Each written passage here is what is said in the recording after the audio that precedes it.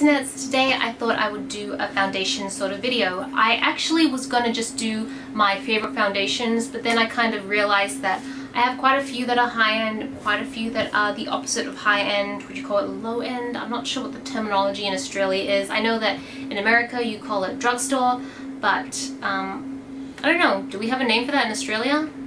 So I've just kind of separated the two videos. So today I want to talk about my luxury foundations that I really love, and then right after this I'm going to film the non-luxury foundations that I also really love, and then I'll just separate them into two videos. So yeah, we'll see how that goes. I'm still unsure on how to format these sort of videos so that they are the most useful for your watching purposes.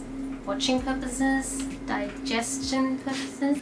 Consumption. I don't really want to demo them because I feel like my face is going to be raw after the end of this video if I keep taking my foundation off and putting it back on and that sort of stuff. But just let me know what you think is useful and if you have any recommendations on how else to do this, because I think this sort of videos will be fun. I'd like to show you my favorite blushes. Maybe not favorite blushes. Eyeshadows? Yeah, eyeshadows. There's a lot of them. Eyeliners. Mascaras. I can do mascaras. So the first one I want to talk about is this YSL Youth Liberator. I featured this quite a few times on my blog already. It's kind of designed to be like a serum with sunscreen foundation.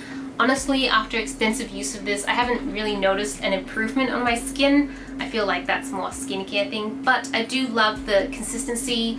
It goes on really well. It's not overly pigmented, but it's great for like work. Like I would use this like every day for work. Lasts really long. It's a really good all-round foundation, and it has a little pump.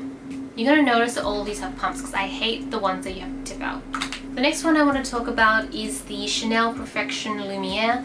I like this because it's actually a little thicker. I feel like because it's thicker, it goes on smoother, if that makes sense. Sometimes the foundations are too fluid.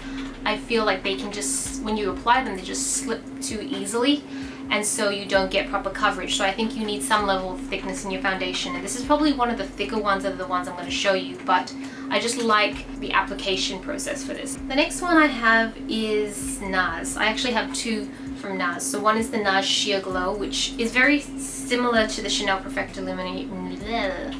It's very similar to the Chanel Perfection Lumiere in consistency. I find them to both be kind of thick. This is probably a little bit thinner, but I feel like the wear and how it applies is quite similar. You'll notice that this does have a little pump on it because typically when you buy the NARS Sheer Glow, it just comes with a cap and then you just kind of have to tip it out, which I hate. Absolutely hate, because you either end up with you don't end up with enough foundation, or you end up with too much foundation, so you waste it. I just don't even want to consider like dipping in a spoon or whatever to extract it. Like, no. So I think the pump is really necessary. Unfortunately, it's cost extra. Like, it doesn't come with a foundation, so you have to buy it on top of this, which I think is like $5 US or something like that. So just keep that in mind. And then on top of that, if you do have the pump, I can't put the lid on this anymore, so it just kind of exists like this, which isn't too bad because you can kind of close the pump, clip it closed and clip it open, but oh my god, I thought I wasn't recording and I was like, oh my god, I've just been talking to myself. That's what I really like about it, but I actually really like, this is probably my favorite of all foundations right at this moment, and it's the NARS All Day Luminous Weightless Foundation. It does come with an inbuilt pump, which is amazing.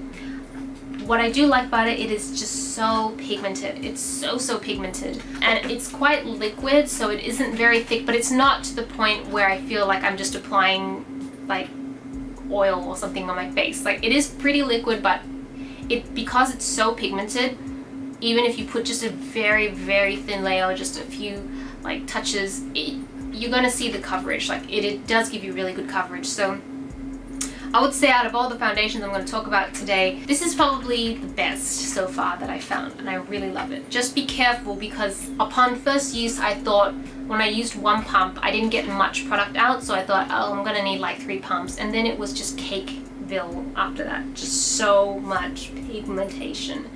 Was not good.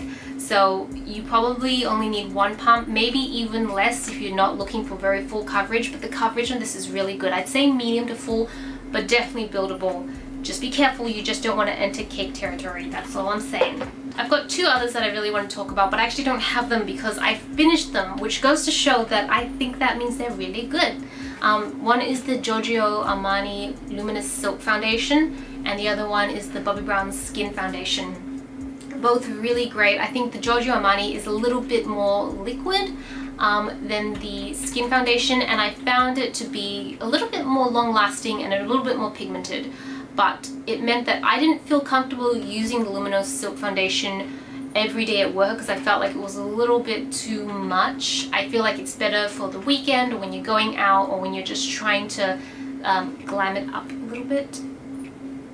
I'm not comfortable using the word glam. But I find that the Bobbi Brown Skin Foundation is really good for every day. Like, I took that when I was living in Hong Kong, I took that as my only foundation, and it just worked a charm. And this was during the time when Hong Kong was pretty humid. I think we were just about to enter summer. I think it was like June, July. So yeah, it was the summer months, and it held out really well. So I have fond memories of those two. And I definitely want to rebuy them again, but I just have so much. If you read my blog, you'll just know that I have so much foundation that I really kind of have to work through that first. So that's the plan. Yeah, I hope you enjoyed this video. I hope you found it helpful to some degree. This is Celina reporting from my room. Back to you, internet. Was that really awkward? That was fine. That was very cute. Really? That's so awkward.